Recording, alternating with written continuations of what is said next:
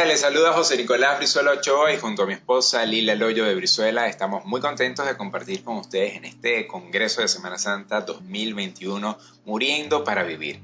Luego de escuchar los primeros temas que nos llevaron a entender qué es la mortificación del pecado, en qué consiste y lo que implica para nosotros hacer morir el pecado que puede haber en mí y en ustedes, ahora vamos a pasarnos un escáner por nuestra mente y alma para identificar los pecados más queridos. ¿Sabe usted cuál es su pecado más querido? ¿Ese que usted más aprecia y consiente? Porque sí, les cuento que tenemos un pecado o podemos tener un pecado más querido. Pero si todavía no entiende, vamos a definir qué son pecados queridos. Pero bueno, primero vamos a recordar nuevamente qué es el pecado. El pecado es todo aquello que va en contra de Dios. ¿Y cuáles son los queridos? Los pecados más queridos son aquellos que no queremos soltar porque son producto de nuestros malos deseos, que de manera particular nos atraen y seducen para llevarnos a cometer ese tan amado pecado que muchas veces defendemos sin entender que nos puede costar hasta la vida y nos aparta de la comunión con Dios y con las personas. La palabra de Dios en Mateo 5 del 29 al 30 dice: Por tanto, si tu ojo derecho te es ocasión de caer, sácalo y échalo de ti, pues mejor te es que se pierda uno de tus miembros y no que todo tu cuerpo sea echado al infierno. Y si tu mano derecha te es ocasión de caer, córtala y échala de ti, pues mejor te es que se pierda uno de tus miembros y no que todo tu cuerpo sea echado al infierno. Algunos estudiosos de la Biblia entienden que el ojo derecho y la mano derecha se refieren a nuestros deseos carnales más queridos. El Espíritu de Dios usa las Escrituras un lenguaje figurado para expresar la corrupción de las partes y los miembros de nuestro cuerpo. Aunque estamos expuestos a todos los pecados, hay algunos que de manera especial podemos llamar nuestros pecados de nuestro ojo derecho y pecados de nuestra mano derecha. O dicho de otra manera, cada ser humano tiene su depravación particular, su pecado más querido. Y considerar esta doctrina es parte fundamental y una tarea importante como hijos de Dios. En resumen, el pecado es como el cáncer. ¿Y cuál es el diagnóstico que los médicos le dan a esta enfermedad? Hay que sacarlo, extirparlo y en algunos casos los médicos recomiendan hasta quitar una parte del cuerpo para evitar que haga metástasis contaminando el resto del cuerpo, porque de lo contrario el resultado será la muerte. La palabra de Dios dice que la paga del pecado es muerte, y esta muerte no es solo espiritual, porque en algunos casos lleva a muerte física también. Y eso lo podemos ver en el ejemplo del rey David, que aun siendo un siervo ungido de Dios, se dejó seducir por sus malos deseos que lo llevó desde el pecado de la codicia hasta el pecado de homicidio cuando adulteró con Betsabé. Si vamos a la Biblia, deducimos que el pecado querido de David era la lujuria. Y digo que era la lujuria a su pecado querido porque en el libro de Samuel 25, del 42 al 43, y en 2 de Samuel 3, del 2 al 5, relata que tuvo varias esposas a la vez e hijos de diferentes mujeres. O sea que el hombre era sinvergüenzón y que la lujuria, que es un deseo exacerbado por la actividad sexual, era su pecado amado que produjo para su vida caos y muerte. En 2 de Samuel 11, del 2 al 15, podemos ver cómo este pecado querido de David lo llevó a cometer otros pecados, además del adulterio, que fueron la codicia, el adulterio por supuesto, el engaño y el asesinato. ¿Y cuáles fueron las consecuencias de estos pecados? Un embarazo no deseado, el asesinato de un confiable soldado como era el esposo de Betsabé, Urías, su hija fue violada por otro hijo de David y un hijo de David asesinó a otro hijo. Y además de eso se produjo una guerra civil dirigida por uno de sus hijos. ¡Wow! Es increíble el caos que produjo este tan querido pecado de David. Es por esta razón que necesitamos un diagnóstico cuidadoso del deseo pecaminoso que será mortificado. Entonces se preguntará cómo descubrir y mortificar los deseos carnales más queridos. Número 1. Es posible reconocerlo por la expresión de cariño y la atención tierna que el pecador brinda a este pecado.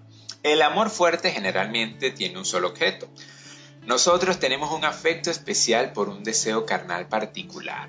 Un deseo sexual, amor al dinero, la codicia, la mentira, la avaricia, etcétera, etcétera. Usted vaya ahí identificándolos. Es un deseo pecaminoso firmemente establecido, un deseo pecaminoso al cual se le ha permitido corromper el corazón por un largo tiempo, sin ningún intento vigoroso de mortificarlo, erradicarlo o acabarlo. La Biblia nos enseña que cuando recibimos a Jesucristo como Señor y Salvador, recibimos el Espíritu Santo. Y una de las tareas del Espíritu Santo de Dios es revelarnos y mostrarnos el pecado que hay en nosotros. Y es aquí cuando el alma, movida por el Espíritu, nos puede decir, aquí hay un pecado que tiene que ser arrancado y aquí hay otro pecado que hay que cortar de raíz. Pero tiene que morir también otro deseo carnal tan querido para ti. Muchas veces como pecadores tendemos a arrepentirnos del pecado, condenar el pecado y reconocer, sí, he pecado. Pero cuando llegue el momento de ejecutarlo, de matar el pecado, de tomar la decisión de apartarnos de él, le tenemos lástima y suspendemos la sentencia mientras nos perdonamos otro pecado más. Un ejemplo de ello puede ser el chisme. Entendemos porque el Espíritu Santo nos revela que estamos cayendo en el pecado de la murmuración, que le estamos dando rienda suelta a nuestras insaciables ganas de hablar de los demás. Pero en ocasiones justificamos el chisme o lo encubrimos diciendo, por ejemplo, te voy a contar esto de fulanito o de fulanita para que estemos pendientes e intercedamos por ellos. Ojo, cuidado con lo que decimos de los demás. Haga lo que Dios nos enseña en su palabra en estos casos. Ore por la necesidad o situación que usted ve que está viviendo esa persona que Dios le ha mostrado. Vaya a la persona directamente y ayúdela. Y si no puede, vaya a sus líderes. Porque el chisme puede despertar otros pecados como la crítica, el juicio, la condena en usted y en quien escucha el chisme. Así que revise si su pecado querido es el chisme, o la codicia, o la avaricia, o la promiscuidad, el engaño, la mentira, la ira, la amargura, la contienda, etc. Sigue allí autoevaluándose, sigue allí pasándose el escáner por su mente y por su alma para identificar ese pecado tan querido. Pero ojo con lo que les voy a decir. Si usted no puede cortarle la cabeza a su pecado querido, el deseo pecaminoso nunca va a morir por sí solo, o sea, nunca va a morir por sí mismo. Entonces, si no es mortificado diariamente, simplemente se fortalecerá. O también puede suceder que su pecado querido muere por muerte natural. Por ejemplo, si es adulterio, por su edad ya no puede andar con las inmundicias de antes. Probablemente lo alimentará con deseos morbosos, chistes vulgares, palabras de doble sentido, y este pecado querido lo llevará hasta la muerte, trayendo esto consecuencias espirituales, emocionales y físicas para su vida, matrimonio y familia. 2. El pecado que nos aparta de nuestros deberes santos puede ser nuestro pecado consentido y querido. Fíjense, el orgullo era el pecado principal de los discípulos de Jesús. Mientras sanaban enfermedades y echaban fuera demonios del cuerpo de otros, el demonio de orgullo obraba en sus almas. Jesús los reprendió diciendo, pero no se alegren de que los espíritus malignos los obedezcan. Alégrense porque sus nombres están escritos en el cielo. Esto lo pueden leer en Lucas 10:20.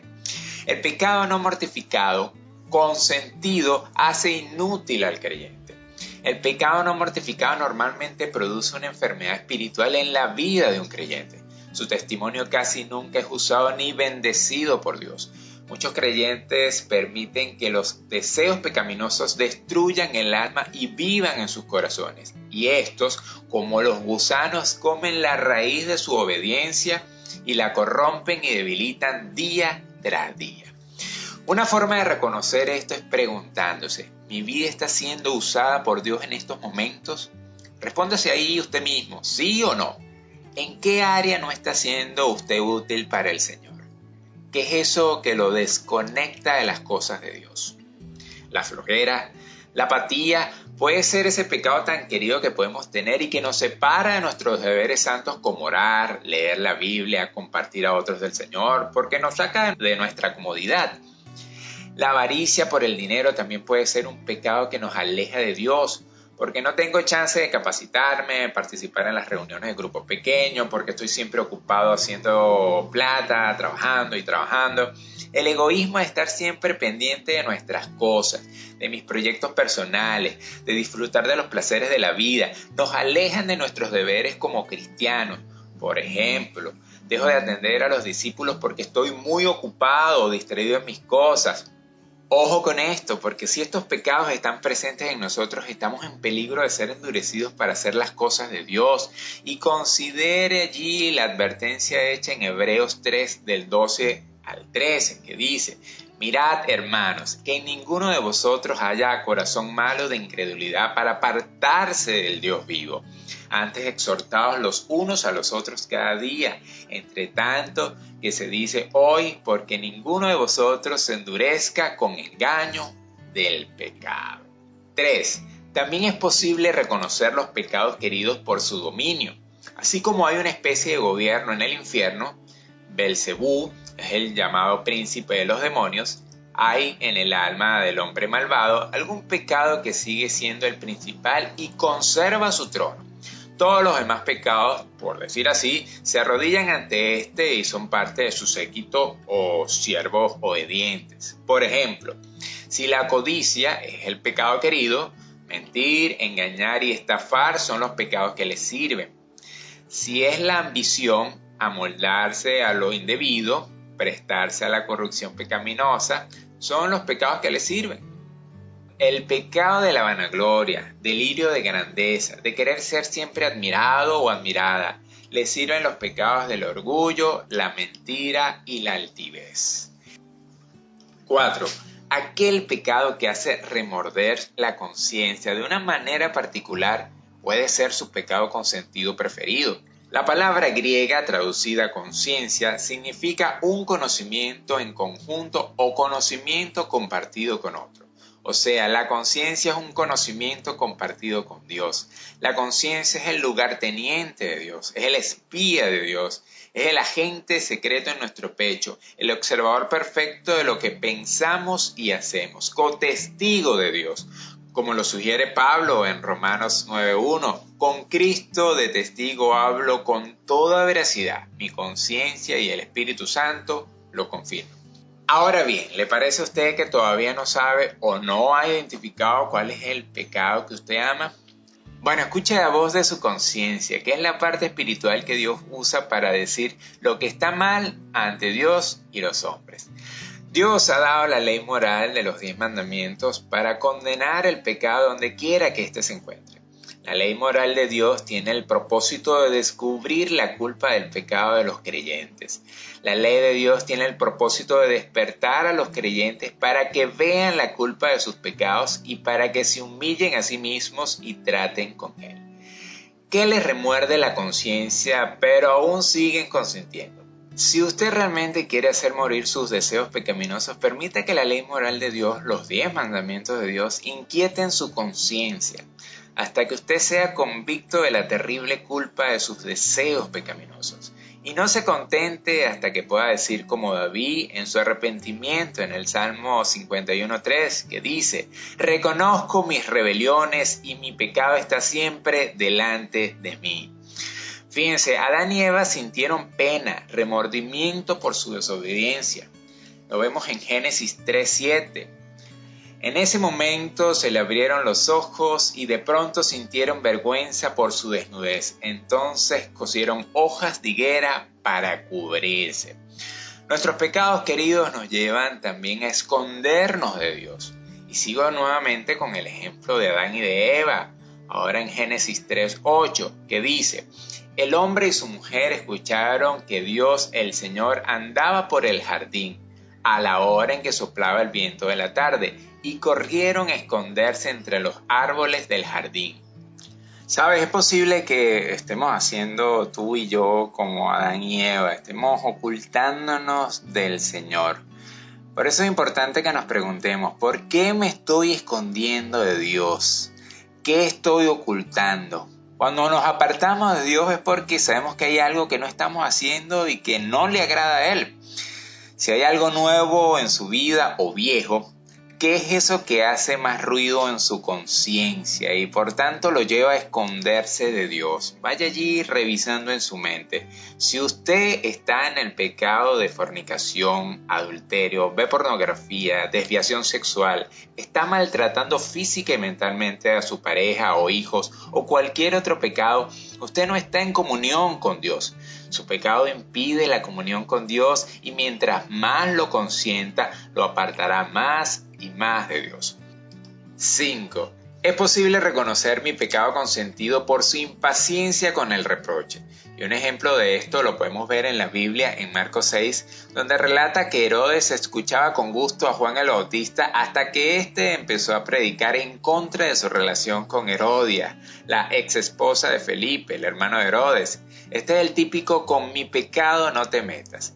Esta historia podrán leerla con calma en Marcos 6, del 14 al 29. Pero en resumen, Juan le decía a Herodes: no puedes tener la mujer de tu hermano. Herodías lo odiaba y quería matarlo, pero no podía porque Herodes temía a Juan el Bautista, sabiendo que era un hombre justo y santo, y lo protegía, después de escuchar que hacía muchas cosas y lo escuchaba con gusto. Pero a pesar de esto, mandó a cortar su cabeza para complacer a Herodías. O sea, eso es como cuando una persona que está comenzando a conocer de Cristo y usted comienza a hablarle y hasta puede llegar a convertirse en su amigo, él o ella le puede decir: tú sí eres chévere, me gusta hablar contigo, lo que compartes de Dios. Claro, porque uno comienza hablando primero del amor de Dios, pero cuando llegas a tocar su pecado querido ya no le gusta. Ella o él te dicen: esa es mi vida privada, yo la dirijo y hago lo que yo quiera. Y en algunos casos ni quiero volver a verte. No sé si les ha pasado, pero a la gente le gusta que lo adulen, que le hablen bonito, pero no le gusta que le hablen de aquellas cosas que hacen y que son contrarias a lo que Dios dice en su palabra. El pecado del orgullo, la altivez, la fornicación, el pecado de corrupción pueden estar presentes en nosotros y cuando meten el dedo en la llaga brincamos y en oportunidades reaccionamos de manera airada y hasta nos resentimos con la persona que nos muestra el mal que produce nuestro querido pecado. Esta es la razón por la cual muchos se enfurecen en contra del pastor, el guía de la célula, que enseña lo que dice la palabra de Dios y los aconseja con la Biblia. Se alejan de la iglesia, de la célula, del compañerismo con otros cristianos, volviéndose al mundo donde consiguen a otros que viven como él. Pero bueno, espero que hasta este momento puedan entender con claridad cómo identificar ese pecado más querido. Y si no lo han identificado aún, bueno, los dejo con mi esposa para seguir conociendo mucho más de este importante tema. Hola, mi nombre es Lila Loyo de Brizuela. Vamos a continuar con nuestro tema: ¿cómo identificar los pecados más queridos? Es un tema totalmente práctico. La idea es que a través de estos puntos usted pueda identificar ese pecado querido. Y otra manera de identificarlo es por los argumentos que utilizamos o que utiliza el pecador para justificar su pecado. Quisiera que recordáramos la creación en Génesis. Vemos que Dios creó todas las cosas en la tierra y luego creó al hombre, a Adán, y le dio un mandato: de todo árbol del huerto puedes comer, pero del árbol del bien y el mal no comerás, le dijo el Señor. Ahora, díganme, ¿qué hizo Adán cuando Dios le preguntó: ¿has comido del árbol del que te mandé no comieses? Lo vemos en Génesis 3:11. Pues Adán contestó: la mujer que me diste. Efectivamente, él estaba echándole la culpa a Eva, pero Adán sabía de primera mano que no debía comer del árbol del bien y el mal, porque Dios mismo le había dado esa instrucción a él. Entonces, ¿qué vemos aquí? Él justificó su pecado de desobediencia argumentando que había sido Eva. ¿Se te parece esto a alguien? Esta escena la vemos hoy en día mucho, ¿no? justificamos el pecado que cometemos argumentando cualquier otra cosa. Adán casi que prácticamente le echa la culpa a Dios, pero no reconoce su responsabilidad en lo ocurrido, sino que lo esconde y justifica su pecado de desobediencia. Quiero compartirte brevemente lo que dice en Job 40, en versículos del 6 al 9. En este versículo, en estos pasajes, Dios está teniendo una conversación con Job y el Señor le dice a Job, parafraseándote, ¿me condenarás a mí para justificarte tú? Toda excusa por el pecado condena a Dios. Llamemos al pecado como lo que es pecado. Es el primer paso para mortificarlo. Entonces nos debemos preguntar, ¿qué estamos argumentando y justificando? Como te dije, este tema es muy práctico, es para que tengamos herramientas y en la presencia de Dios y por su Espíritu Santo, que es el único que convence de pecado, nosotros podamos identificar esos pecados queridos y comenzar a ser libres de ellos, porque ese es el propósito de este estudio, de este aprendizaje. Como dice su título del Congreso, Muriendo para Vivir. Entonces, una manera de identificar que podemos ver qué estamos argumentando y justificando, por ejemplo, es en el caso de los pecados sexuales, como el adulterio. ¿Sí? Decimos que porque en la casa no conseguimos lo que necesitamos, eso justifica que usted se vaya a la calle o que otra persona se vaya a la calle a buscar lo que según en la casa no lo tiene. ¿Ok? Pero hay maneras de resolver los asuntos. Para todo hay respuesta a la luz de Dios. También como pecados sexuales tenemos la fornicación. El mundo nos dice que esa es la moda. Ya el matrimonio no se usa. Eso es anticuado. O un pensamiento muy común, vamos a probar y si funciona nos casamos. Eso es fornicación. Déjeme decirle que Dios creó el matrimonio desde el principio de la creación del mundo. Es la única forma de vivir en familia con la bendición. No hay otra. Están los pecados de desenfreno, como las borracheras, alcoholismo, los vicios. Decimos que son un escape a los problemas. ¿Pero qué dice Dios? No se preocupen por nada, en cambio oren por todo, busquen dirección. O también cuando decimos que no hay trabajo, ¿sí? Y nos quedamos en la casa siendo perezosos. ¿No será más bien que si no pasara mucho tiempo en el teléfono, la computadora, en los videojuegos, redes sociales, tendríamos más tiempo para pensar en lo productivo que podemos hacer para proveer a nuestros hogares? Pero preferimos decir que es la situación país, que es la pandemia. ¿No será más bien que estamos escondiendo la pereza, la negligencia, la apatía, la comodidad, aún la falta de fe? También cuando decimos que disciplinamos al niño porque la disciplina es del Señor, pero en realidad estamos saciando nuestra ira en ellos. La ira es producto del desenfreno. Otra manera es cuando un pecado se apega a su alma más que otros. ¿Sí? Ese puede ser su pecado querido. Hasta este punto usted puede pensar y decirse, yo no soy adúltero, no soy fornicario, no soy flojo, no tengo ningún vicio. Tal vez esos pecados no son su talón de Aquiles. Y qué bueno, porque ella puede ir descartando. Pero la palabra de Dios dice que todos somos pecadores. Y que si decimos que no hemos pecado, hacemos a Dios mentiroso. Entonces, ahí es donde debemos realmente examinarnos y ser sinceros a la luz de Dios para poder identificar ese pecado querido. Entonces, como no soy ninguno de los anteriores, pues identifíquese. Tal vez resulta que usted o yo somos un fosforito que de la nada mi lengua se desata y puedo, como dice la palabra, incendiar un bosque con un músculo tan pequeño como la lengua, porque no medimos nuestras palabras, porque somos ofensivos. porque nos gozamos en darle en la herida a la otra persona, porque somos implacables en muchas oportunidades, en crítica y juicio hacia otras personas. Y cuando vengo a ver, resulta que soy egotista, que me gusta complacer a mí yo, porque por años alimentamos ese pecado. Miren, el pecado obra por seducción. Dice Santiago 1:14, cada uno es tentado cuando de su propia concupiscencia es atraído y seducido.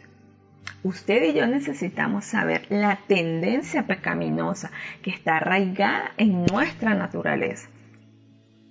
Estas tendencias no podemos excusarlas diciendo, así soy, así es mi naturaleza o ese es mi temperamento. No, usted debe reconocer la culpa de tener esas tendencias pecaminosas y esforzarse por vencerlas. Otra forma es identificando ese pecado que el hombre desearía que no fuera considerado pecado. Puede llegar a ser su pecado consentido. Escuche bien, aquel pecado que el hombre desearía que no fuera considerado pecado. ¿Sí? Por ejemplo, la mentira. Es algo que vemos a la ligera, es muy común en el mundo y no quisiéramos verla como pecado. Decimos, pero es una mentirita blanca. En ese caso, el pecado querido es la mentira. Primero desearíamos que existiera una mentira blanca, que no existe. En la palabra de Dios el Señor dice que aborrece la mentira, ¿sí? La lengua mentirosa. Entonces, luego decimos que esa mentira es buena. En ese momento estamos condenando a Dios, porque estamos yendo en contra de lo que Dios dice en su palabra. Y finalmente afirmamos la mentira. Está otro ejemplo en la Biblia, el caso del joven rico, ¿sí? El joven le pregunta al Señor Jesús, ¿qué debía hacer para recibir la vida eterna? Y el Señor le dice, no robes, no mates, no mientas, no cometas adulterio. Honra a tu padre y a tu madre, ama a tu prójimo como a ti mismo. Y el joven le dice, todo eso ya lo hago. Entonces el Señor, que conoce nuestros corazones, le agrega, si quieres ser perfecto, anda, vende lo que tienes y dalo a los pobres, y tendrás tesoro en el cielo, y ven y sígueme. Oyendo el joven esta palabra, se fue triste porque tenía muchas posesiones. Entonces, ¿qué vemos aquí? Se fue triste porque tuvo que enfrentarse con una verdad que él no hubiera deseado que fuera así. El que era su pecado. La verdad era que el que quiere seguir a Cristo debe renunciar al mundo, a sus deleites. ¿Qué te ofrece el mundo? ¿Qué amaba más este joven? Sus riquezas. Nadie le gusta que le digan, eres codicioso, eres ambicioso, eres orgulloso. No nos gusta que nos los digan. Es más, hasta no lo creemos. ¿Cómo te sientes cuando piensas en que debes renunciar a algo que sabes que no le agrada a Dios, que no lo honra? ¿Cómo te sientes? ¿Quisieras que no fuera pecado? Pero que cuando lo confrontas a la luz de la verdad de Dios, entiendes que lo es. Por ejemplo, yo puedo ser una persona dispuesta a servir a otros, a ayudar. Pero en este tiempo y en los procesos que hemos vivido, en estos años que hemos vivido, a mí en lo particular, hace poco Dios me mostraba que aunque me gusta dar, Dios me mostró que era egoísta. Y cuando lo vi, eso me entristeció porque no quería creerlo, no podía creerlo. Pero solo cuando yo reconozco que eso es así, es que puedo decir que soy libre del pecado y comenzar a hacerlo morir. Otra manera de identificar ese pecado querido, pues es observando aquello en lo primero que pensamos en la mañana y lo último en la noche. El salmista, hablando del impío, nos dice, medita maldad sobre su cama. Salmo 36:4. Por lo general es un amigo al que admitimos junto a nuestro lecho. Miren, es imposible fijarle límites al pecado una vez que lo alimentamos. ¿Qué pasa cuando usted se alimenta? Se fortalece, ¿verdad? Así pasa con el pecado. Por eso estamos hablando de mortificarlo, de hacerlo morir, de no proveer a esos pensamientos, que solo traerá ruina, miseria, destrucción y muerte a su vida, a su matrimonio, a su familia, a sus hijos, en lo material, en lo espiritual. Así que considere hasta cuál punto un pensamiento impuro puede conducirle. Si este pensamiento no es refrenado, tarde o temprano los hechos impuros lo seguirán. ¿Vive usted pensando en lo que tiene la otra persona y usted no? Pregúntele a la envidia, ¿a dónde quiere ir? Otra manera es identificando aquel pecado que más infesta y preocupa en nuestros momentos a solas. ¿Cómo es esto? Pues debemos observar. Cuando el hombre, la persona, está solo, ya sea en su casa, en su lugar de trabajo o en cualquier lugar, y no tiene que ocupar su mente con lo que está haciendo, el pensamiento del pecado que aparece inconscientemente puede ser muy bien su pecado querido, aquello con lo que fantaseamos. Y le sucedió a David. Segunda de Samuel 11 dice que él se levantó de su lecho y paseaba sobre el terrado de la casa real y vio desde el terrado a una mujer que se estaba bañando, la cual era muy hermosa. En ese momento a solas, David vino a él ese pensamiento de lujuria, que es su pecado querido, era su pecado querido, y pues ya sabemos lo que ocurrió, mandó a buscar a la mujer. Así que podemos tomar nota, porque esto se trata de autoexaminarnos a la luz de Dios. Entonces, tome nota de lo que su corazón medita en privado, y es muy posible que haga algunos descubrimientos.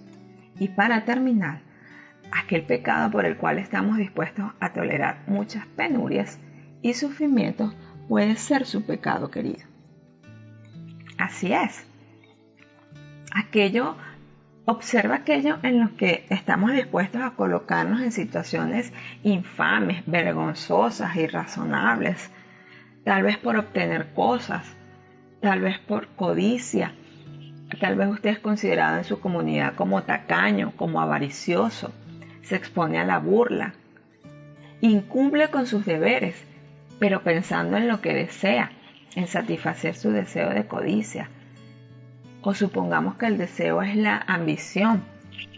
Hace promesas y luego no las cumple con tal de conseguir lo que desea. Hasta nos amoldamos al sistema del mundo y hacemos casi cualquier cosa para lograr esas ambiciones, aún dejando a un lado los principios de Dios. Sabiendo las consecuencias de su pecado, cierra los ojos o ven para otro lado, para continuar adelante complaciendo su pecado querido. Tal vez es el libertinaje, destruye su cuerpo con hábitos desenfrenados, trabajos que no agradan a Dios, avergüenza su nombre, malgasta sus bienes para gratificar su deseo carnal. ¿Qué está haciendo? ¿Qué vergüenza está usted dispuesto a pasar con tal de complacer ese pecado querido? También es otra manera de identificarlo. Vamos a orar. Bueno, Señor, te damos gracias primeramente por esta oportunidad maravillosa que nos das de entender la importancia de identificar ese pecado querido que puede haber en nosotros, Señor, y que aún no hemos mortificado, Señor, y que aún no hemos hecho morir. Te pedimos, Espíritu Santo de Dios, que aun si no lo hemos identificado, nos permitas identificarlo, Señor. Nos permitas traer a nuestra mente, Dios, ese pecado, Padre de los cielos, que es contrario a ti. Ese pecado que no nos ha permitido avanzar, Señor, como tú quieres que avancemos, Señor. Ese pecado que ha sido piedra de tropiezo para nuestro crecimiento y formación espiritual. Ese pecado que puede ser de tropiezo para que otras personas conozcan de ti. Ese pecado que no ha permitido, Espíritu Santo de Dios, poder recibir esas bendiciones especiales, Dios, que tú tienes preparadas para nosotros. Porque la desobediencia, Señor, la desobediencia producto de ese pecado, querido Señor, no nos ha permitido, Señor, poder disfrutar aún de eso especial y maravilloso, Dios, que sabemos que tú tienes preparado para nosotros, Señor. Hoy, Padre, te queremos pedir perdón primeramente por ese pecado, Señor, por ese querido pecado, Dios, que hasta ahora no hemos soltado, Señor, y que hoy venimos delante de ti para que seas tú permitiendo, Señor Dios, que ese pecado sea mortificado, Señor, que ese pecado en el nombre de Cristo muera, Señor. Permítenos, Espíritu Santo de Dios, danos, Espíritu Santo de Dios, las herramientas, permítenos entender, aún en medio de este conocimiento que hemos adquirido durante este congreso, poder entender la manera y la forma de poder hacer morir cada día, Señor, ese pecado querido que puede haber en mí y en cada una de las personas que en este momento pueden estar escuchando este audio. Hoy, Señor, te damos gracias, Señor, porque sabemos que tú, Señor, estás utilizando este tiempo, Espíritu Santo de Dios, para permitirnos entender la importancia que tiene identificar ese pecado que está en nosotros y que no nos permite avanzar. Ese pecado que tú, Señor, hoy nos dices que debemos hacer morir, para poder dar vida, esa vida en abundancia, esa vida de crecimiento, esa vida espiritual abierta y plena, Dios, que tú nos ofreces y nos planteas en tu palabra. Hoy te damos gracias, Señor, porque hoy venimos delante de ti confiados, entendiendo que tú, Señor, vas a seguir haciendo tu obra poderosa en cada uno de nosotros.